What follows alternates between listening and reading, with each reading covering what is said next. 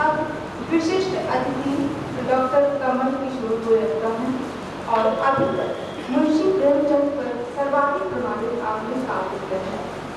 प्रेमचंद साहित्य के विशेषज्ञ माने जाते हैं आप। ऐसे विद्वान विभूति को हम सभी सुनना चाहते हैं, हम सबके लिए गौरव की बात है। तो मैं आग्रह करती हूँ डॉक्टर गोयनका जी से आप अपना वक्तव्य देकर हमें प्रचारित करें। मित्रों, मैं सबसे पहले दीक्षित जी के प्रति अपना श्रद्धा भाव व्यक्त करता हूँ। दीक्षित जी का मैं प्रशंसक भी रहा हूँ और पाठक। और इस कार्यक्रम में अभी मेरे मित्र अली जोशी जी ने जो वक्तव्य दिया है और दीक्षित जी ने जो वक्तव्य दिया है, मैं समझता हूँ इसके बाद अब किसी और वक्तव्य की शायद आवश्यकता नहीं है।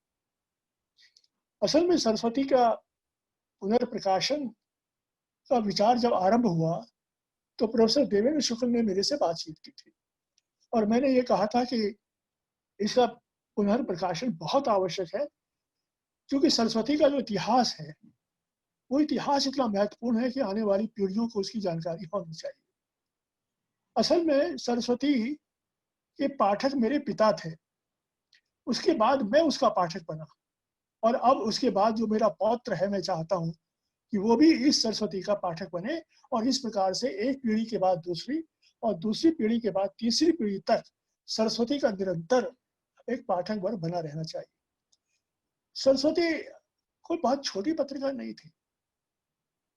सरस्वती का जो इतिहास है वो इतना महत्वपूर्ण है कि साहित्यिक पत्रिकाओं के इतिहास में ही नहीं, आधुनिक साहित्य के भाषा और साहित्य के इतिहास में भी सरस्वती का जो महत्वपूर्ण योगदान है वो हमेशा याद किया जाएगा। आप समझिए कि सरस्वती ने अपने युग की सर्वश्रेष्ठ साहित्यिक पत्रिका थी।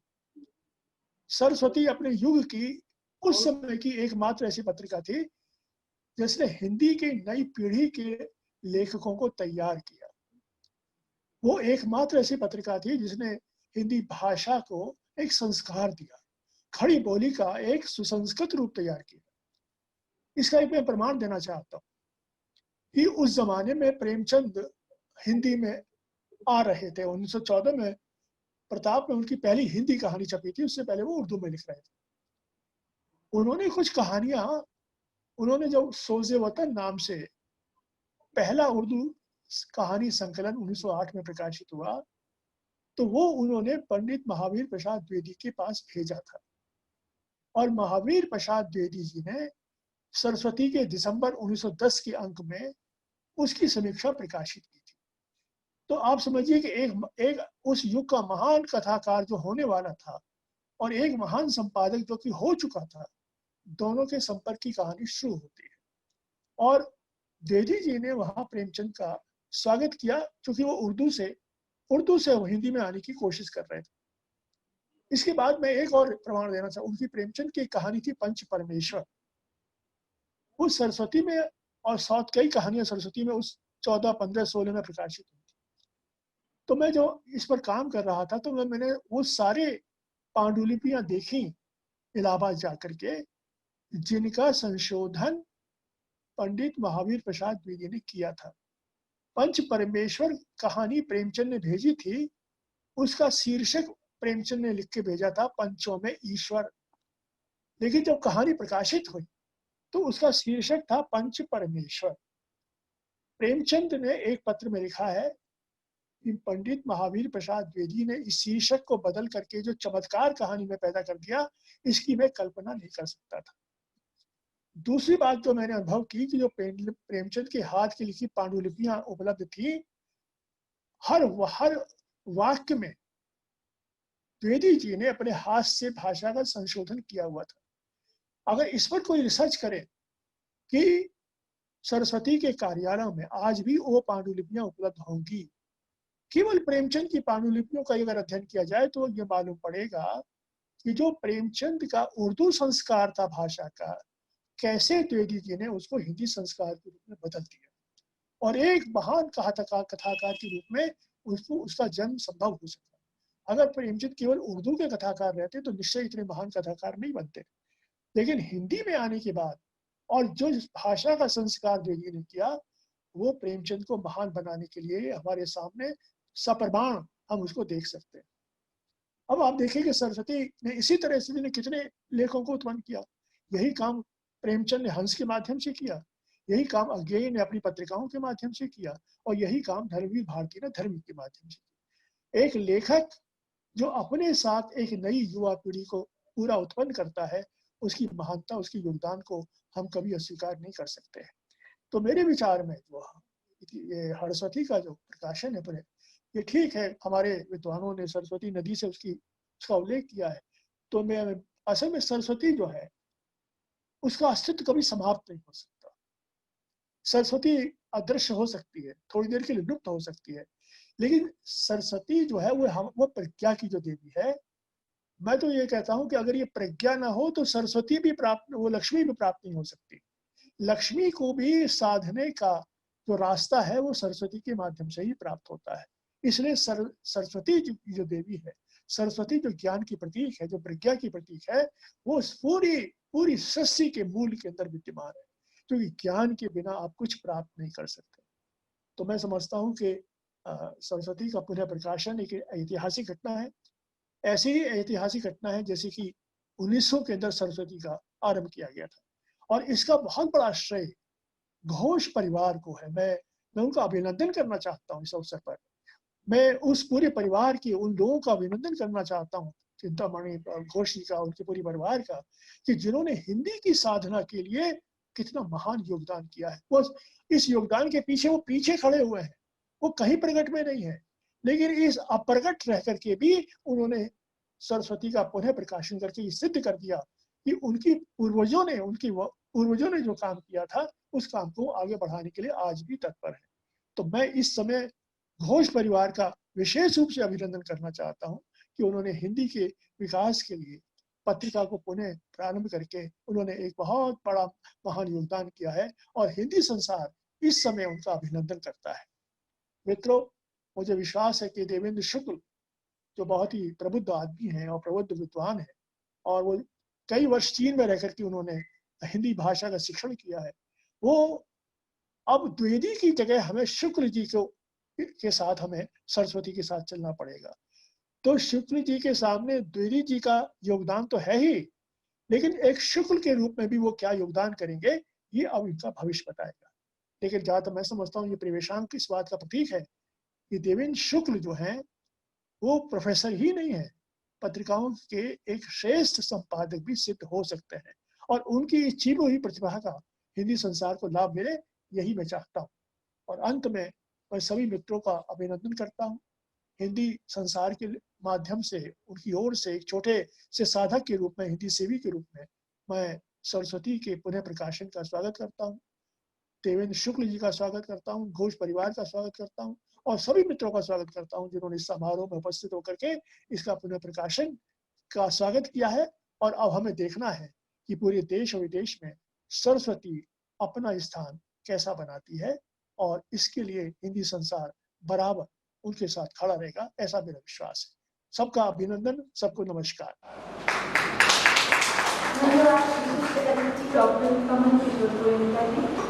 आपने हम सबका ज्ञानवर्धन किया, इसके लिए एक बार फिर बहुत बहुत धन्यवाद। अब कार्यक्रम को आगे बढ़ाते हुए अगले चरण में एक ऐसी महान विभूति को आमंत्रित करने जा रहे हैं, विशिष्ट अतिथि स्वामी चिदानंद सरस्वती को। आप परमात्म निकेतन से जुड़े हैं। देश विदेश में कोई भी ऐसा व्यक्ति नहीं है जो परमात्म निकेतन से परिचित हो, और ना ही स्वामी चिदानंद सरस्वती जी से। आपने हमेशा सामाजिक कार्यों में महत्वपूर्ण भूमिका निभाई। सरस्वती पत्रिका के प्रकाशन में आपका योगदान सराहनीय है, उसके लिए हम आपके आभारी हैं। अतः आपसे आग्रह करती हूँ कि आप हमें अपने उद्बोधन द्वारा प्रदान करें। उत्तर प्रदेश विधानसभा के अध्यक्ष, बड़े ही विद्वान, विनम्र, सरल, सजग आदरणीय श्री हृदय नारायण दीक्षित जी, आदरणीय श्री गोयनका जी, श्री गुप्ता जी, श्री शंभू जी एवं सभी जितने भी आज सब उपस्थित हैं और वेबिनार के माध्यम से सुन रहे हैं, सभी को मां गंगा के पावन तट से, परमार्थ निकेतन ऋषिकेश से मां गंगा के आशीर्वाद और आज नवरात्रि पर्व की ढेर सारी शुभकामनाएं। मुझे बहुत ही प्रसन्नता हो रही है कि इंडियन प्रेस प्रयाग प्रसिद्ध पत्रिका सरस्वती का पुनर्प्रकाशन 40 वर्षों के बाद आज हो रहा है। सोचिए, 40 वर्ष, लॉन्ग टाइम। और सरस्वती पत्रिका का पुनः प्रकाशन जन जागरण और भारतीय संस्कृति के प्रचार प्रसार का श्रेष्ठ माध्यम बनेगा, मुझे ऐसा विश्वास है। और ये पत्रिका जनमानस को चेतना और जागृति प्रदान करेगी। साहित्य के माध्यम से ही हम अपनी संस्कृति को सहेज कर रख सकते हैं। साथ ही साहित्य ही वह माध्यम है जिसके द्वारा हम श्रेष्ठ विचार और श्रेष्ठ संस्कारों को एक पीढ़ी से दूसरी पीढ़ी में पहुंचा सकते हैं। साहित्य संगीत कला विहीना साक्षात पशु पुच्छ विषाणहीना तृणम न खादन्यपि जीवमानस तदभाग ध्येयम परमम पशुनाम। साहित्य संगीत कला विहीनम, जिसके जीवन में साहित्य ना हो, संगीत ना हो, कला ना हो, कैसा जीवन। तो इस सरस्वती पत्रिका का पुनः प्रकाशन, पुनर्जागरण करके मुझे लगता है आप समाज में साहित्य को जागृत कर रहे हैं, कलाओं को जागृत कर रहे हैं, अपनी संस्कृति को जागृत कर रहे हैं। भारतीय संस्कृति केवल भारत की संस्कृति नहीं, वो तो मानव मात्र की संस्कृति है, विश्व मंगल की संस्कृति है, सर्वभूत हिते रता की संस्कृति है। भारतीय संस्कृति अद्भुत है और अलौकिक है। आप सोचिए तो सही, क्या मंत्र है। वसुधैव कुटुंबकम अयम निजः परो वेति गणना लघुचेतसाम उदार चरिता नाम तु वसुधैव कुटुंबकम। क्या प्यारे प्यारे मंत्र हैं कि विश्व एक बाजार नहीं बल्कि एक परिवार है। बाजार में हम लेन देन करते हैं, लेकिन परिवार में हम स्वयं को समर्पित कर देते हैं। पहले को दूसरे के लिए सोचते, not what for me but what through me. मेरे लिए क्या नहीं, मेरे थ्रू क्या। फिर आनो भद्रः क्रतवो यन्तु विश्वतः, आनो भद्रः क्रतवो यन्तु विश्वतः, let all the noble thoughts come from all direction. क्या रिस्पेक्ट है सबके लिए, क्या सद्भाव है, ये भारतीय संस्कृति है। और फिर सर्वे भवन्तु सुखिनः सर्वे सन्तु निरामयाः, ये मानवाधिकार, ये सारी चीजें तो बाद में आई सारी चीजें। लेकिन हमारे ऋषियों ने तो सर्वे सर्वे सर्वे, ऑल ऑल ऑल, में ऑल बी हैप्पी, में ऑल बी हेल्दी। आप सोचे तो सही, सबकी बात। इसलिए मुझे लगता है सबका साथ और सबका विकास का ये मंत्र आया है, इसी संस्कृति से आया है और इसी संस्कृति को आगे बढ़ाने के लिए आया है। जब हम सबके लिए सोचें, सबके लिए जियो और जीने दो। एक बात है कि मेरी my life is my life and your life is your life. आप अपना मजा करो, मैं अपना मजा करूं, बट ये क्या है, ये तो जानवर भी कर लेते हैं।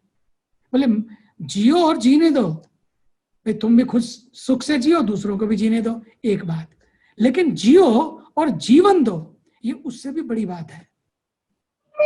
इसलिए बात कभी बड़ी बड़ी तो हो, लेकिन बात बढ़िया भी हो, जो जीवन को बढ़िया बना दे। तो ये सूत्र मिलते हैं हमको अपनी संस्कृति से। और फिर एक और, जहां सत्य की खोज में पूरे समाज ऋषि रत रहे, वहीं दूसरी ओर इस संस्कृति में जैसा अद्भुत समन्वय है ना, जो मैंने अभी चर्चा की है, वो मानवता के लिए एक श्रेष्ठतम देन है। जो कहता है मानव मानव एक समान, सबके भीतर है भगवान। ईशावास्यमिदं सर्वम यत् किंच जगत्याम जगत तेन त्यक्तेन भुंजीतः मां गृधः कस्य सिद्धनम। क्या प्यारे मंत्र हैं। संस्कृति का पूरा संबंध जो है ना, वो मानव की भीतरी दशा से है।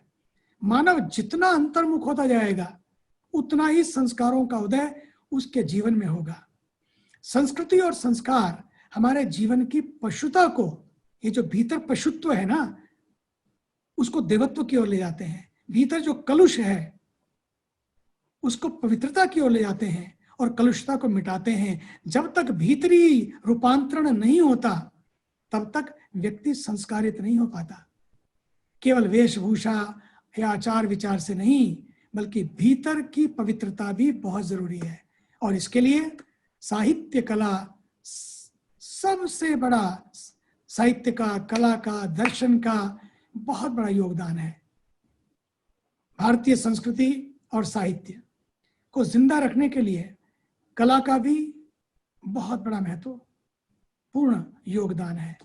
येषां न विद्या न तपो न दानम ज्ञानम न शीलम न गुणो न धर्मः ते मृत्युलोके भुवि भारभूता मनुष्य रूपेण मृगा शरन्ति। येषां न विद्या, जिसके पास विद्या ही नहीं है, तपस्या नहीं है, यही तो अपने गुण थे। ज्ञान नहीं है, शील नहीं है, दान की भावना नहीं है, एक दूसरे के लिए मरने की भावना नहीं है। किसी के काम जो आए उसे इंसान कहते हैं, पराया दर्द पहचाने उसे इंसान कहते हैं। ये भाव जो है यही व्यक्ति को व्यक्ति बनाते हैं। नहीं तो मनुष्य रूपेण मृगा शरन्ति ते मृत्युलोके भुवि भारभूता, ये चीजें नहीं है तो मृत्युलोक पर भार रूप में वो लोग पृथ्वी के बोझ बन के जी रहे हैं। और मृगाश्चरंती, मनुष्य रूपेण, मनुष्य के रूप में मृगाश्चरंती, जानवर की तरह जी रहे हैं। बात बनेगी नहीं इससे। इसलिए आज का ये दिन बहुत महत्वपूर्ण है। एक तो नवरात्रि का पर्व, उसमें भी मां सरस्वती की प्रकाश को प्रकाशित करने वाली सरस्वती पत्रिका, इससे बढ़िया और क्या दिन मिलेगा। प्राचीन भारतीय शिक्षा का इतिहास, भारतीय सभ्यता और दर्शन का भी एक इतिहास है, सदियों से रहा है। उसकी शिक्षा प्राप्त करने से तात्पर्य साक्षरता या रोजगार प्राप्त करने से नहीं है। शिक्षा प्राप्त करें लेकिन केवल नौकरी के लिए नहीं, बल्कि शिक्षा का मुख्य जो उद्देश्य हो, सा विद्या या वही जो मोक्ष की ओर ले जाए, मोक्ष प्रदान करे। इसलिए जो मनुष्य के विवेक को जागृत करे, विचारों और चरित्र को शुद्ध और पवित्र करे और बौद्धिक क्षमता को विकसित करे, जिससे मनुष्य शुभ अशुभ को जान सके। शिक्षा जीवन का बहुत ही महत्वपूर्ण पहलू है। इससे न केवल हम सीखते हैं, बल्कि ये व्यक्ति को जिम्मेदार, समझदार और बेहतर नागरिक बनाती है। व्यक्ति के अंदर ईमानदारी, वफादारी, रवादारी, इन सब का प्रवेश हो जाता है शिक्षा के साथ जब संस्कारों का सम्मिश्रण होता है। शिक्षा के माध्यम से ही ज्ञान, कौशल, विकास, विवेक जागृत होता है और परिस्थितियों के अनुकूल निर्णय लेने की क्षमता भी विकसित होती है। भारतीय साहित्य, दर्शन और संस्कार मनुष्य में विवेक और शक्ति को विकसित करने हेतु महत्वपूर्ण भूमिका निभाते हैं। मां गंगा, यमुना और सरस्वती के संगम की नगरी प्रयागराज में आज नवरात्रि के प्रथम दिन के पावन अवसर पर पत्रिका, वो भी सरस्वती पत्रिका का पुनर्प्रकाशन एक अनुपम उपलब्धि है। नवरात्रि का पर्व शक्ति का पर्व है, आत्मनिरीक्षण का पर्व है। इसी शक्ति का आभास कराने के लिए ये आभासी लोकार्पण आज हो रहा है, ताकि हम अपने भीतर की शक्ति को पहचान सकें। बस यही तो लक्ष्य है। आइए पहचानें अपनी शक्ति को और फिर ये शक्ति अपने देश के लिए, राष्ट्र के लिए लगाएं, क्योंकि देश हमें देता है सब कुछ। हम भी तो कुछ देना सीखें, हम भी तो कुछ करना सीखें। बस यही लक्ष्य हो। भारत माता की जय।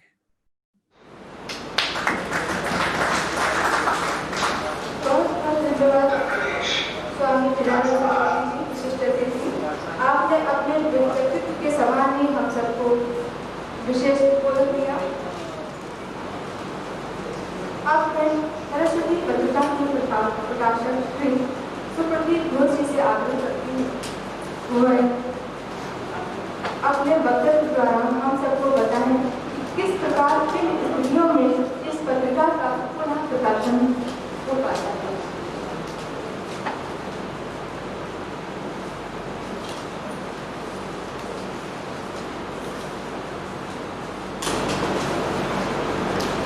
कार्यक्रम के अध्यक्षता करते हुए हिंदुस्तानी एकेडमी के अध्यक्ष doctor Uday Pratap Singh ji, intact chapter के संयोजक शंभुलाल चोपड़ा जी, सहायक संपादक श्री अनुपम परिहार तथा साहित्यकार श्री अभिनंदन सिंह जी, कई वर्षों से लगातार मेहनत के बाद आज इंडियन प्रेस आपके संकल्प पूरा किया कर सका। मुझे अत्यंत प्रसन्नता है कि सरस्वती आप लोगों के समक्ष है। धन्यवाद। अब मैं इस कार्यक्रम में श्री शंभू चोपड़ा जी से आग्रह करूंगी वह इस समय इंटर प्रयागराज जनरल की ओर से हमें अपना वैसे तो आप हाईकोर्ट का अधिवक्ता है, लेकिन आपका योगदान इस पत्रिका में सराहनीय है। श्री शंभू चोपड़ा।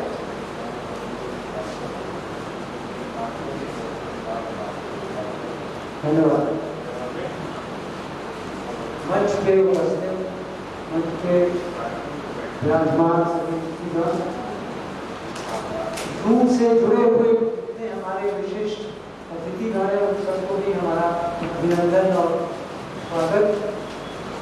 यहाँ पर आए हुए आप सभी साहित्य प्रेमियों का अभिनंदन और स्वागत।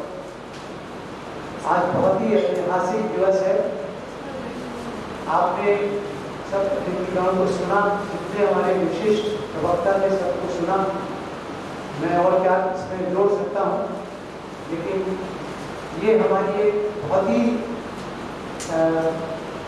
श्रेष्ठ और बहुत ही महत्वपूर्ण परियोजना थी। सरस्वती पत्रिका को फिर से पुनर्प्रकाशित करने की, और हम लोग ने पिछले 2 वर्ष पहले ये परियोजना बनाई, विचार बनाया कि हम लोग सरस्वती पत्रिका को फिर से पुनर्जीवित करेंगे। बस हम लोग उसमें लग गए और देखते ही देखते आज आपके सामने ये पत्रिका का लोकार्पण हो रहा है। मैं पत्रिका के बारे में क्या कहूँ, आप सबने सुना सब हमारे अतिथिगणों को, और आपने ये आप देखेंगे कि पत्रिका को सुप्रदीप घोष जी ने इतनी मेहनत से, इतनी कर्मठता से और निष्ठा से इतनी अच्छी पत्रिका छापी है कि इसका नाम देश विदेश में होगा, और भगवान चाहेगा तो उसी ऊंचाइयों तक पहुंचेगी जहां ये पहले कभी थी, शायद उससे भी आगे। और आज जितने लोग जुड़े हुए हैं जूम से और स्क्रीन से, देखेंगे कि आज कितना ऐतिहासिक दिवस है। हम सब जो इंटैक्ट के सदस्य हैं और कार्यकर्ता हैं, हम सब के लिए आज बहुत गौरव कर रहे हैं। हम सब अपने आप को बहुत गौरवान्वित महसूस कर रहे हैं कि हमारी ये मेहनत सफल हुई। पिछले 2 वर्षों से हम लोग ने जो काम उठाया, शुरू किया था, आज वो संपन्न हुआ और ये पत्रिका छप करके आपके सामने पेश हो गई। तो मैं अंत में बस यही कहूँगा कि हमारे इंटैक्ट के जो चेयरमैन हैं मेजर जनरल गुप्ता साहब, जो दिल्ली से जुड़े हैं, और अभी आप सुनेंगे कि उन्होंने हमें हमारा प्रोत्साहन किया, हमको प्रोत्साहित करके अनुदान भी दिया। मैं स्वामी जी का बहुत बहुत धन्यवाद दूंगा कि उन्होंने हमारे एक ही आग्रह पर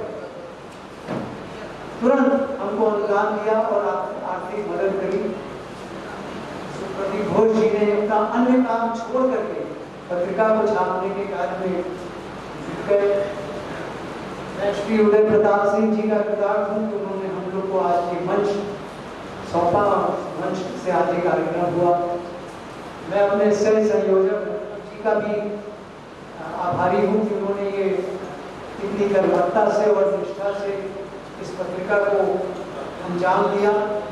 विवेंद्र शुक्ला जी जो इसके संपादक हैं, दिल्ली में हैं, उन्होंने भी बहुत मेहनत से इसको तैयार किया। बेचारे दिल्ली से कई बार आए और मीटिंग्स करी और सारे लेख इकट्ठा करे और अंजाम आपके सामने। तो अंत में एक बार सब आप लोग के आने का बहुत बहुत धन्यवाद और आप सबको इस अवसर पर बहुत बहुत शुभकामनाएं। बहुत बहुत धन्यवाद श्री शंभू चोपड़ा जी।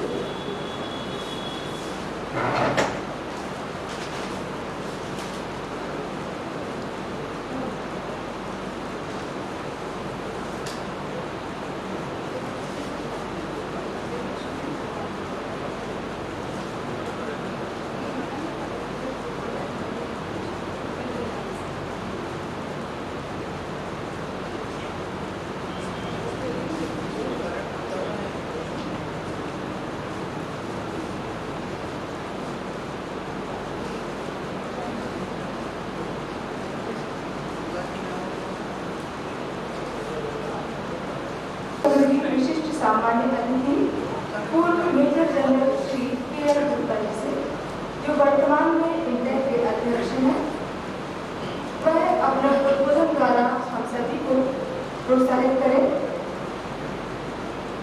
उत्तरी इंटेक संस्था विरासतों को बचाने का कार्य करती है। उत्तरी की संस्था है इंटेक, विरासतों को, धरोहरों को बचाने का कार्य करती है। आपके दिशा निर्देशन में इंटेक ने सराहनीय कार्य किए हैं। ऐसी ऐतिहासिक विरासतों, धरोहरों को बचाने का एक बीड़ा जो उठाया था, उसको पूरा करने का प्रयास किया। अपनी अवस्था को भी, इस समय जो मेजर गुप्ता जी की जो अवस्था है उसको भी उन्होंने ध्यान में नहीं रखा और तमाम कठिनाइयों को देखते हुए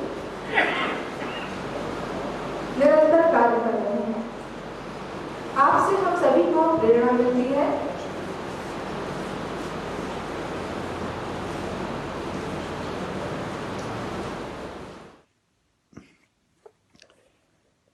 Dear friends, it is indeed a matter of great honor and pride for me to be invited to participate in the function celebrating the revival of the Saraswati magazine after 40 years of its oblivion. This, to my mind, is a very significant and a sacred moment. Saraswati denotes knowledge of our culture and civilization, and therefore as the main driver of all action. It is hoped that this magazine will be a vehicle to reach out to our children, to transmit to them our imbibed ancestral values and heritage. I also recommend that to understand the true meaning of what Saraswati signifies, the magazine will also encourage the learning of Sanskrit language by our younger generation as a part of their education. My best wishes. Thank you very much. Saraswati पत्रिका के प्रधान संपादक आचार्य देवेश शुक्ल जी का आभासी उद्बोधन सुनेंगे तथा पत्रिका के बारे में संदेश सुनेंगे। शुक्ल जी के बारे में अवगत करा दें कि आप मूर्धन्य प्रतिभा के धनी हैं। कई भाषाओं को आपको ज्ञान है, फ्रेंच, जर्मन, चीनी, रशियन, हिंदी, पाली, संस्कृत, अंग्रेजी आदि। इसके अलावा आपके एक जो महत्वपूर्ण विशेषता है आपके बारे में कि शुक्ल जी होम्योपैथी के भी विशेषज्ञ हैं। अतः आचार्य शुक्ल जी से अनुरोध है कि प्रधान संपादक की ओर से अपना उद्बोधन दें। मेरा इस संपूर्ण आयोजन के जहां हो रहा है उस मंच पर उपस्थित सभी विद्वजनों को मेरा प्रणाम। उत्तर प्रदेश के विधानसभा अध्यक्ष एवं इस आयोजन को गौरवान्वित करने वाले माननीय हृदय नारायण दीक्षित जी, केंद्रीय हिंदी शिक्षण मंडल के उपाध्यक्ष माननीय अनिल शर्मा जोशी जी, प्रेमचंद साहित्य के अंतर्राष्ट्रीय ख्याति प्राप्त जाने माने साहित्यकार डॉक्टर कमल किशोर गोयनका जी और जिनका आशीर्वाद इस आयोजन को मिल रहा है, परमार्थ निकेतन के अध्यक्ष स्वामी चिदानंद सरस्वती जी, हिंदुस्तानी एकेडमी के उपाध्यक्ष श्री उदय प्रताप सिंह जी, इंटैक के अध्यक्ष श्री LK गुप्ता जी, सरस्वती जो प्रकाशित हो रही है पुनर्प्रकाशन, उस संपूर्ण आयोजन के संरक्षक डॉक्टर महेश चंद्र चट्टोपाध्याय जी, और माननीय गोयनका जी ने यह कहा अभी इसी आयोजन में कि जिनका जो अप्रकट रूप में इस सभागार में उपस्थित हैं और आशीर्वाद दे रहे हैं, जो सरस्वती का आयोजन जिनका संकल्प था, वे स्वर्गीय चिंतामणि घोष जी जो इस समय उपस्थित हैं अप्रकट रूप में, संपूर्ण घोष परिवार, सरस्वती के प्रकाशक सुप्रतीक घोष जी, एवं सह संपादन की प्रक्रिया में मेरे साथ क्षण प्रतिक्षण सहभाव से रहने वाले सह संपादक अनुपम परिहार जी, हिंदुस्तानी एकेडमी के पूर्व कोषाध्यक्ष रविंदर सिंह जी, प्रयागराज चैप्टर के इंटैक के संयोजक शंभू चोपड़ा जी, तथा सरस्वती के संपूर्ण संपादन, संशोधन, परिवर्धन में जुड़े परामर्श मंडल के माननीय सदस्य जाने माने पत्रकार अनिल गुप्ता जी, तथा साहित्य एकेडमी के पूर्व सचिव ब्रजेंद्र त्रिपाठी जी। यह मेरे लिए बड़े सौभाग्य की बात है कि हिंदुस्तानी एकेडमी, इंटैक और इंडियन प्रेस के संयुक्त तत्वावधान में आज हम सरस्वती के पुनः प्रकाशन के लोकार्पण उत्सव में उपस्थित हैं। मुझे इस अवसर पर माननीय उत्तर प्रदेश विधानसभा के अध्यक्ष माननीय हृदय दीक्षित जी का वो वचन याद आ रहा है जो दिल्ली में यूपी सदन में डॉक्टर विपिन पांडे की उपस्थिति में दिया था, और उन्होंने कहा कि मैं संकल्प लेता हूं, और मुझे उन्होंने प्रेरणा दी कि हिंदी पत्रकारिता में सरस्वती का एक इतिहास है। वैदिक कालीन सरस्वती लुप्त हो गई थी, प्रयाग में संगम में सरस्वती का केवल स्मरण मात्र है, लेकिन आप यह जो पुनर्नवा प्रवेशांक है सरस्वती का, इस रूप में सरस्वती पुनः प्रकट हो रही है। आज माननीय दीक्षित जी ने इस बात को कहा, माननीय अनिल शर्मा जोशी जी ने कहा, और डॉक्टर गोयनका जी ने इस बात को रेखांकित किया। मुझे याद आ रहा है, चट्टोपाध्याय जी ने बताया था मुझे कि सरस्वती वास्तव में यह आकस्मिक नहीं है कि यह संकल्प, सरस्वती के नामकरण का संकल्प शायद भारतीय पत्रकारिता के पितामह रामानंद चट्टोपाध्याय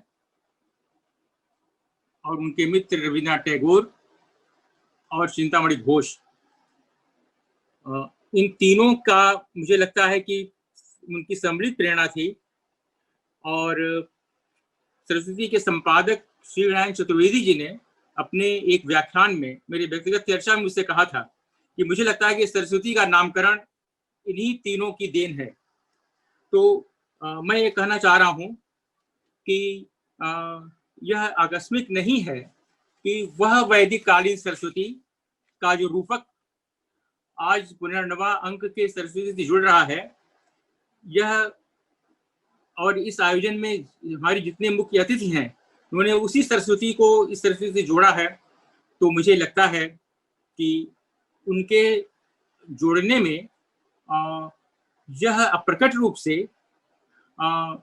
भर्तृहरि की एक वाणी मुझे याद आ रही है, न सोस्ति प्रत्यो लोके यह शब्दानुगमाद्रिते अनुविध्यमिव ज्ञानम सर्वम शब्देन भासते।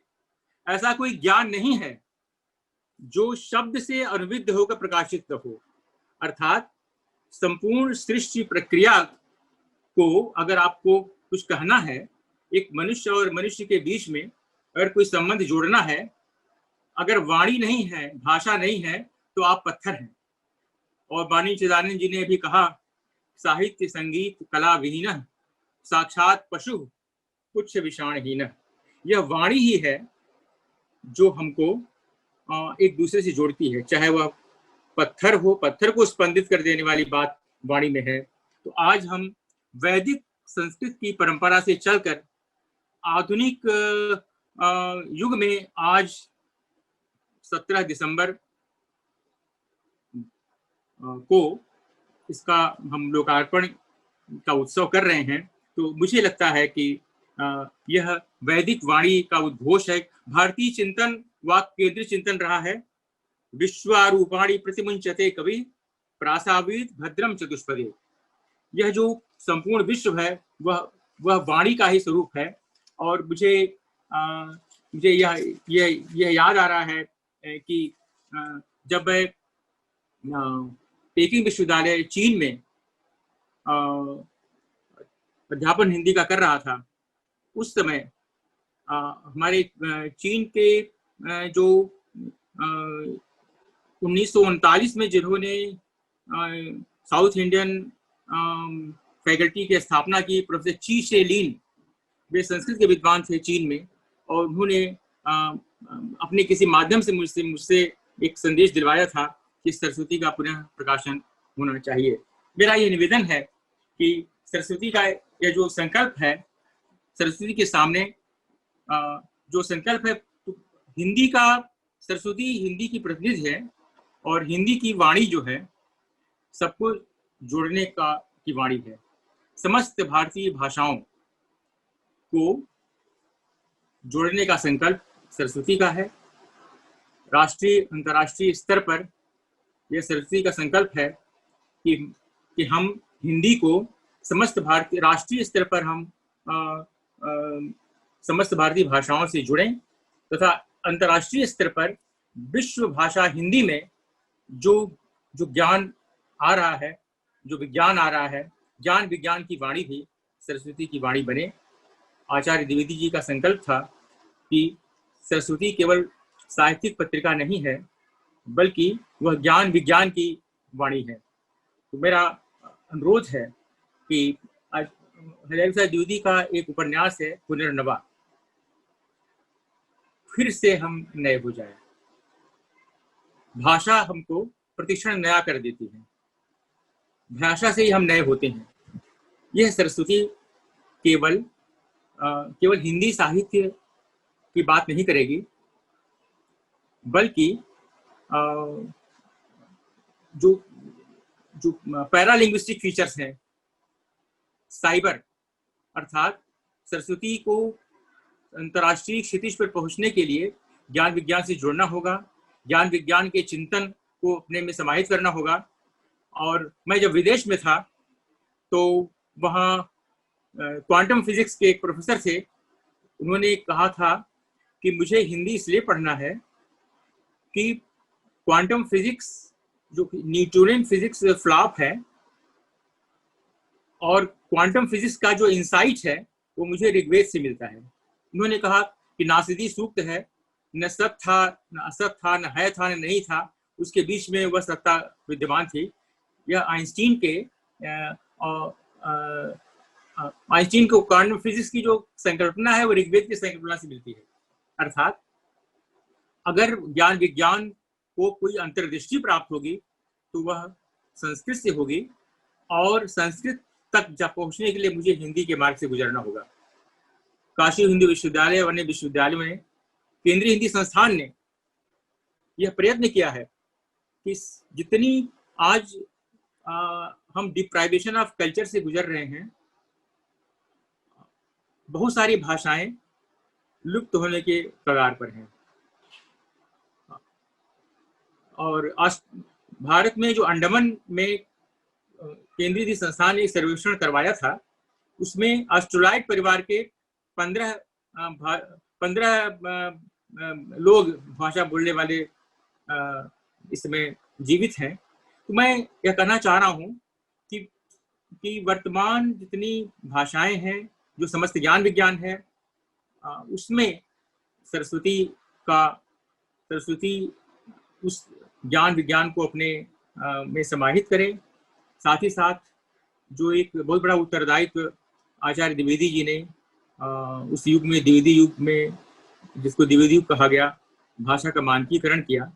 आज इलेक्ट्रॉनिक मीडिया और प्रिंट मीडिया पुनः भाषा के प्रयोग के बिखराव के स्थिति में है।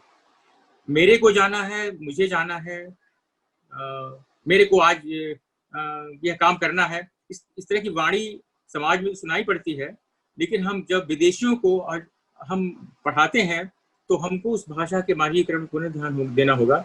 इलेक्ट्रॉनिक मीडिया के जितने चैनल्स हैं और मल्टी मीडिया जो नेशनल चैनल्स हैं, उनमें भाषा के परिष्कार की बात और भाषा के प्रयोग की बात, इस पर भी आदरणीय गोयनका जी ने कहा कि सरस्वती को ध्यान देना होगा। साथ ही साथ मुझे इस अवसर पर अधिक समय नहीं लूँगा।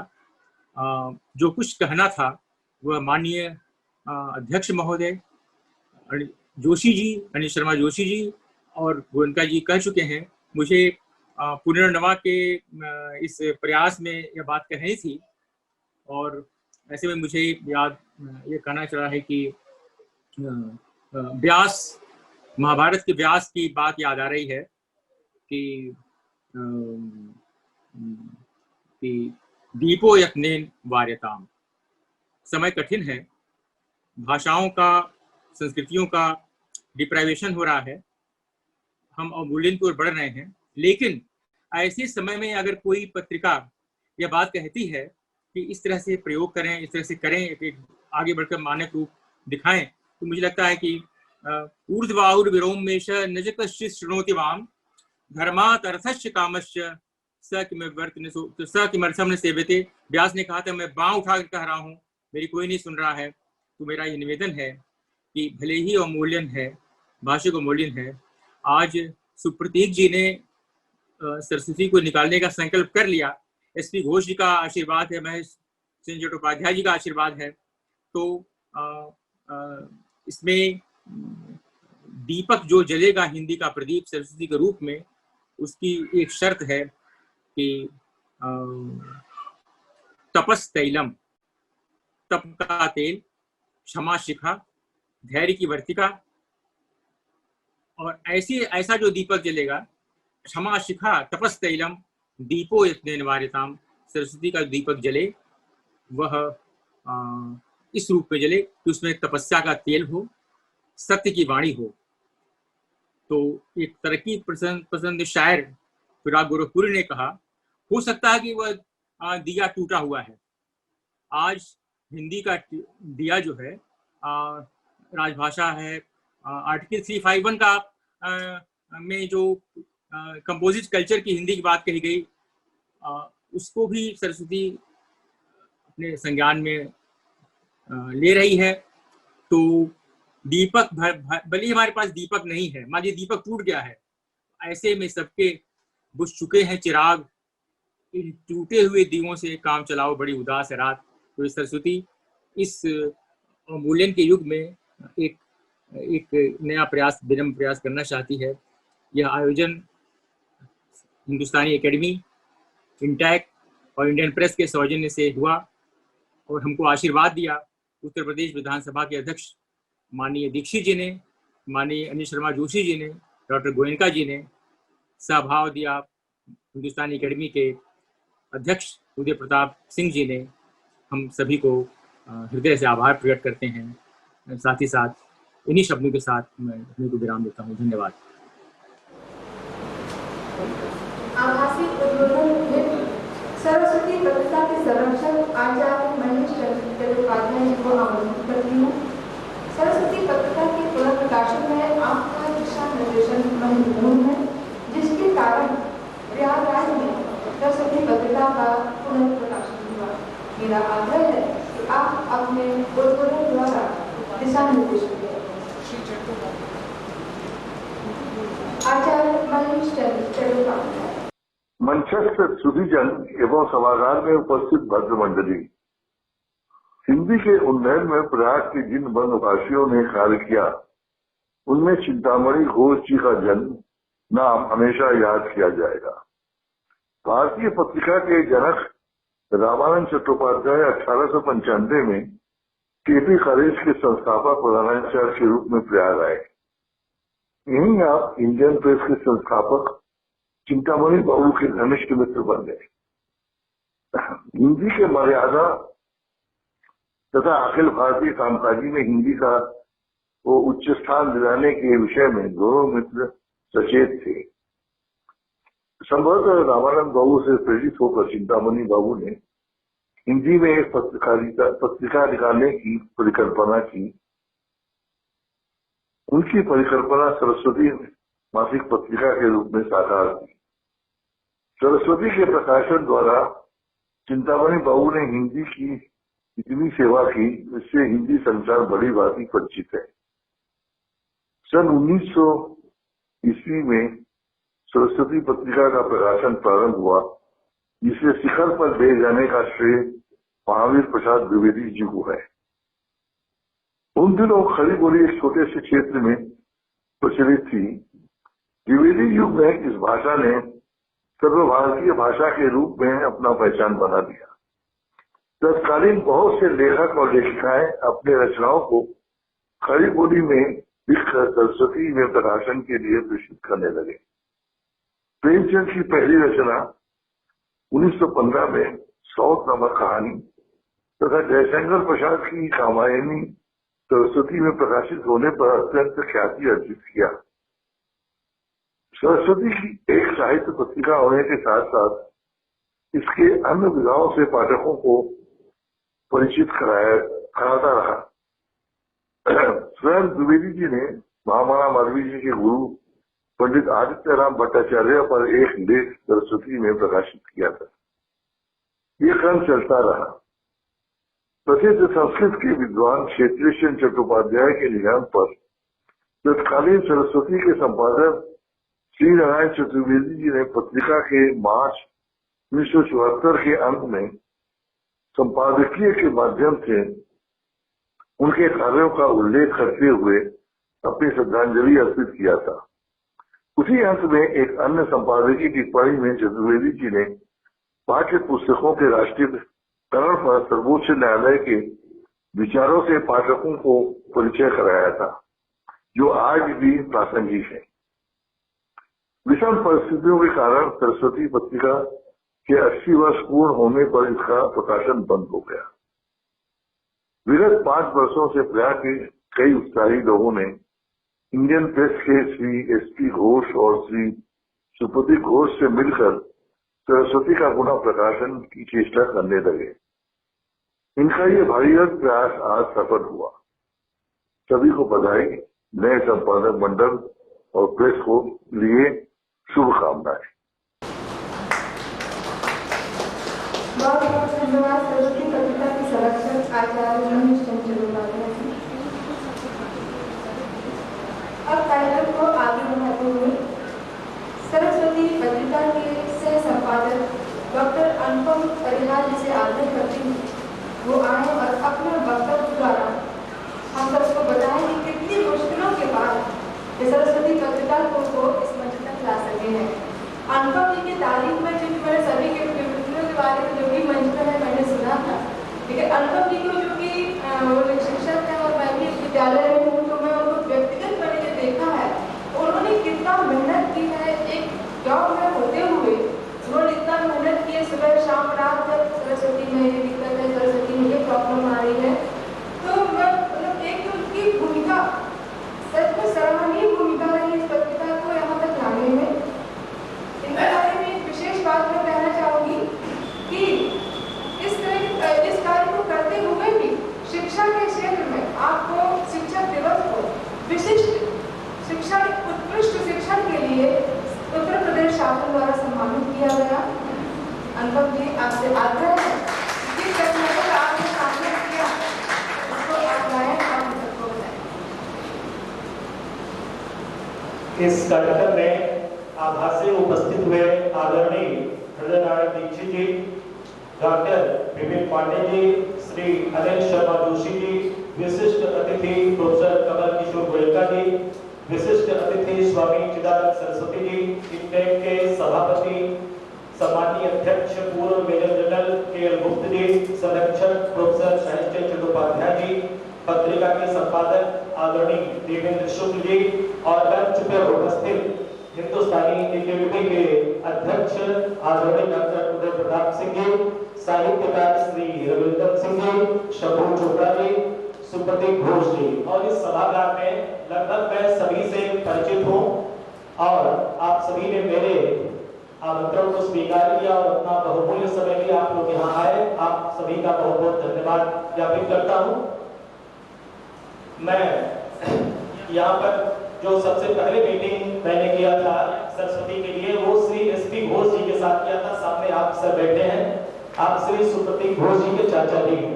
उसमें रविंदर सिंह जी और श्री प्रोफेसर मुश्ताक अली जी यहाँ पर आए हुए थे और उसी दिन हम लोगों ने यह कार्य योजना करीब 3 साल पहले बनाई थी कि सरस्वती का किस तरह से हम प्रकाशन करेंगे और उस पर एक सहमति बनी और धीरे धीरे हम इस पर आगे बढ़े। तमाम कानूनी अड़चने आई।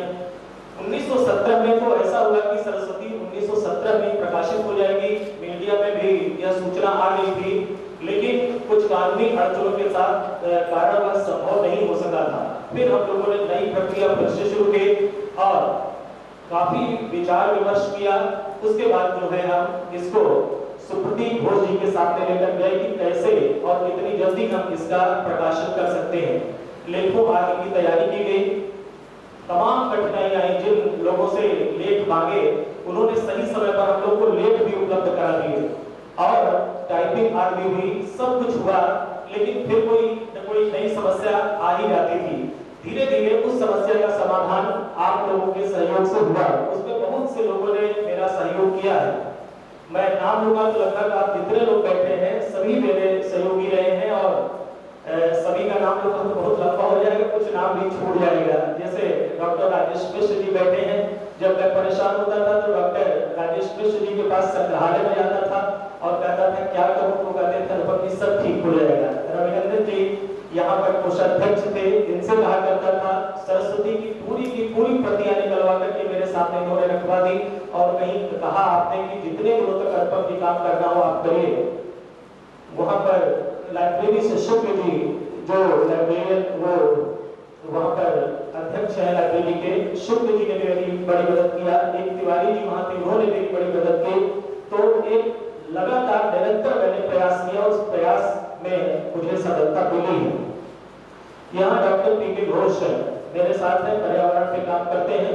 जब भी मुझे घोष सर के साथ आना हुआ उनसे कहता था तो ये भी मेरे साथ आया करते थे और वहां पर जाकर के जो समस्याएं होती थी उन समस्याओं का ये भी अपने ढंग से निदान दिलवाते थे। तो तमाम ऐसे लोग हैं जिनका मैं शुक्रगुजार हूँ और इस पर मैं अभी करीब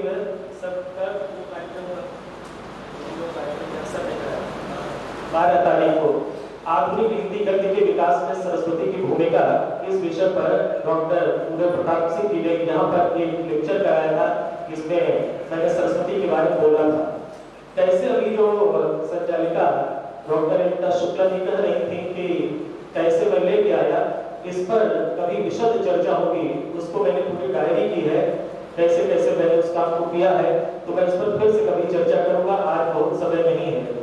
मैं व्यक्तिगत रूप से सभी के प्रति आपका आभार व्यक्त कर रहा हूं, जिसमें एकेडमी की कोषाध्यक्ष श्रीमती पायल सिंह जी, इसमें सुधा बहन बैठी है, खन्ना जी बैठे हैं, राजेश मिश्र जी बैठे हैं, अरिंदम घोष जी मेरे मित्र, इन्होंने भी मेरा बड़ा सहयोग किया और सिंह साहब बैठे हैं, सुशांत जी, राजेंद्र प्रताप सिंह चतुर्वेदी जी, रविंद्र मिश्र जी, हरिश्चंद्र गुप्ता जी, अंजन बनर्जी जी, शक्ति गोपाल मुखर्जी जी, श्री जयदीप गांगुली जी, आदरणीय श्री ऋषिदेव त्रिपाठी जी, यश मालवी जी चले गए, उनकी पत्नी भी आई थी, उनको भी याद कर रहा हूँ।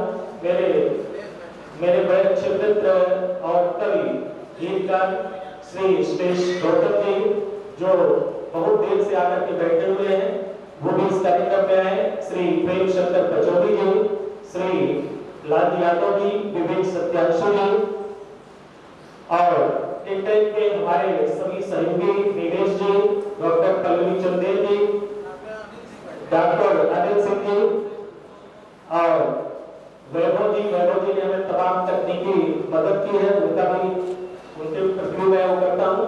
तो आप सभी जिसका मैं नाम लेना भूल गया हूँ क्षमा कीजिएगा।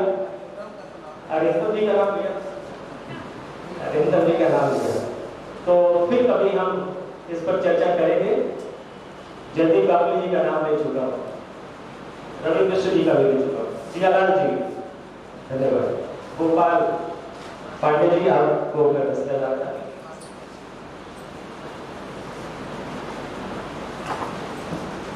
बहुत बहुत धन्यवाद अनुपम जी। डॉक्टर साहब आपने बहुत मेहनत की, आपने कई बार बताया कि अब कार्यक्रम अपने अंतिम चरण में है। मैं आग्रह करती हूँ श्रीमती पायल सिंह कोषाध्यक्ष हिंदुस्तानी अकेडमी, आप आए और धन्यवाद करें।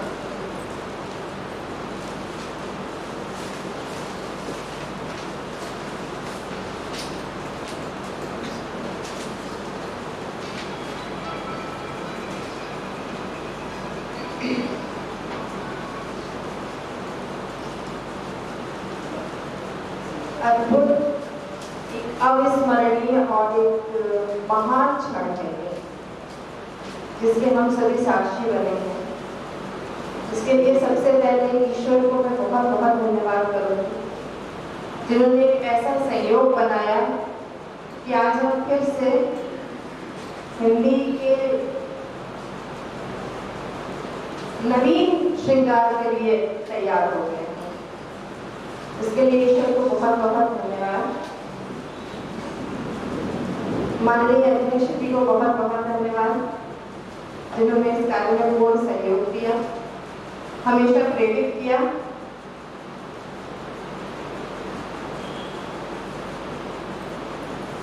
इतने अच्छे वक्ता यहाँ पर आके गए हैं तो फिर मैं बोलने की बहुत स्थिति में नहीं हुई।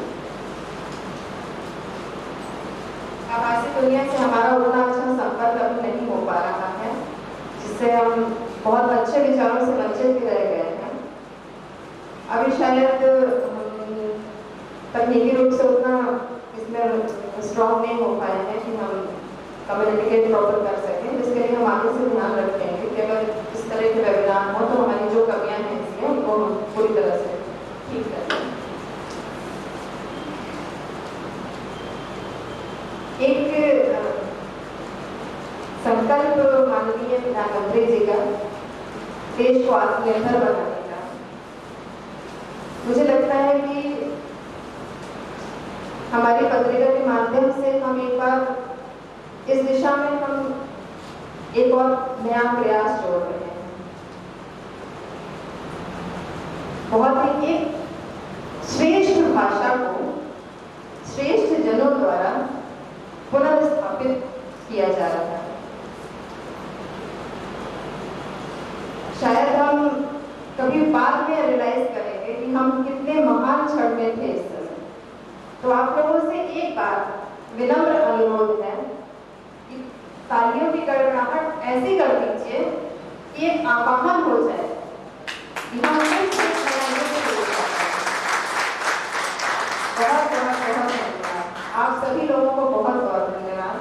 मंचासीन समस्त आदरणीयों, माननीय अध्यक्ष जी, उदय प्रताप जी, रविनंदन जी, अनुपम जी, हमारे गुरु सर और चोपड़ा जी, आप सब लोग यहाँ आए, हमें आपने अपना आशीर्वाद दिया और इस पत्रिका के माध्यम से एक बार फिर से इस सभागार को एक ऐसी चीज का उस चीज का साक्षी बनाया है जिसके लिए जिस क्षण के लिए भी इस सभागार को हमेशा याद किया जाएगा कि गांधी सभागार से इस बहुत ही पुण्य कार्य का प्रारंभ हुआ था। हमारे अध्यक्ष जी, माननीय अध्यक्ष जी, जिनका उद्बोधन आपने सुना,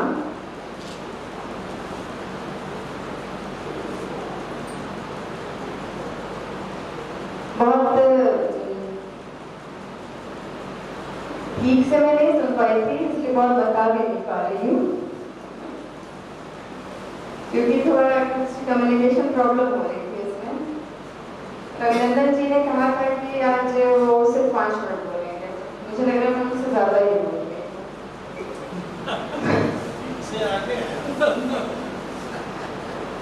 मैं आप सभी लोग का एक बार फिर से धन्यवाद ज्ञापित करती हूँ और एक बहुत ही स्पेशल थैंक्स, बहुत विशिष्ट धन्यवाद हमारे संचालक मैडम को। बहुत ही बढ़िया संचालन किया आपने, और उससे भी ज़्यादा अच्छा ये था कि आपको देखते भी रहते हैं हम लोग लगातार। आप बहुत ही खूबसूरत हैं।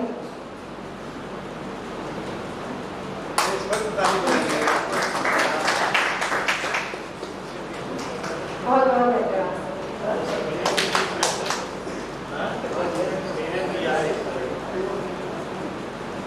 आप लोग के लिए छोटे से जलपान की व्यवस्था की गई है, कृपया आप उसको ग्रहण करते। हमारी अकेडमी को फिर से ऊर्जावान करते हैं। धन्यवाद। हालांकि अब आगे बोलना नहीं चाहिए था, लेकिन श्री वीरेंद्र सिंह जी पत्रकार, ईश्वर शरण शुक्ल जी हमारे बीच में, और सुधांशु अग्रवाल जी थे, मैं इनका नाम भूल गया था, क्षमा चाहता हूँ, आप सभी के प्रति करता हूँ। और संचालन कर रही श्रीमती एकता शुक्ला जी का विशेष आभार। जैसा सर ने कहा कि आपने संचालन बहुत अच्छा किया, बहुत बहुत आभार।